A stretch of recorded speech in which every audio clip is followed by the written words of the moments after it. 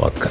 தலைவயரங்கட்டுமே சரிதம் எழுதட்டுமே மலைகள் ஒதுங்கட்டுமே உலகம் உணரட்டுமே அரங்கம் அதிரட்டுமே சில்லு பறக்கட்டுமே கரங்கள் வசரட்டுமே